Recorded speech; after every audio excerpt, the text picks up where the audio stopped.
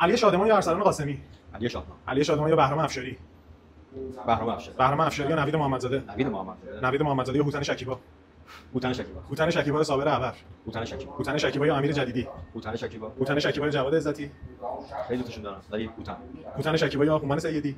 هوتن. هوتن شکیبا یا بابک حمیدیان؟ آقای حمیدیان قطعا. بابک حمیدیان یا بهرام رادان؟ حمیدیان. بابک حمیدیان یا محمد رضا گلزار؟ خودتوش فکر می‌کنید.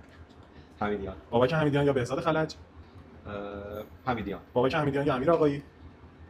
خیلی سخت شد ولی آقایی. امیر آقایی یا کامیز دیرباز؟ آقایی. امیر آقایی یا محسن تنابنده؟ آقایی. امیر آقایی یا احمد مهرانفر؟ قطعا آقایی. امیر آقایی یا مهران احمدی؟ آقایی.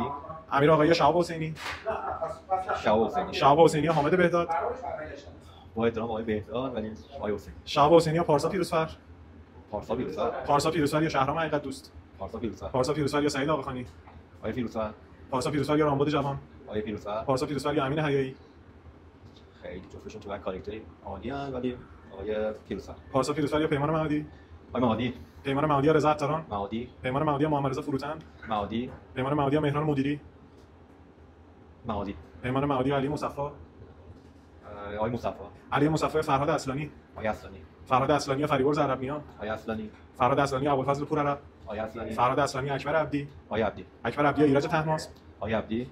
اکبر عبدی یا حمید جبلی؟ آقای عبدی. اکبر عبدی یا حسن پورشیرازی؟ عبدی. اکبر عبدی یا پرویز پرستویی؟ آقای عبدی. اکبر عبدی یا امین طارق؟ آقای عبدی. اکبر عبدی یا علیرضا خمسه؟ آقای عبدی. اکبر عبدی یا رضا کیانیان؟ قطعا کیانیان. رضا کیانیان یا مجید مظفری؟ آقای کیانیان. رضا کیانیان یا مهدی هاشمی؟ آقای کیانیان. رضا کیانیان یا رضا رویگری؟ آقای کیانیان. رضا کیانیان یا خسرو شکیبایی؟ با احترام آقای کیانیان. آقای شکیبایی. خسرو شکیبایی یا بهزاد فرانی؟ استاد شکیبایی. خسرو شکیبایی یا جمشید هاشمپور؟ ولی با آقای هاشمپور خاطره داریم. خیلی سختش کردی ولی به نظرم شکیبایی. خسرو شکیبایی یا سعید راد؟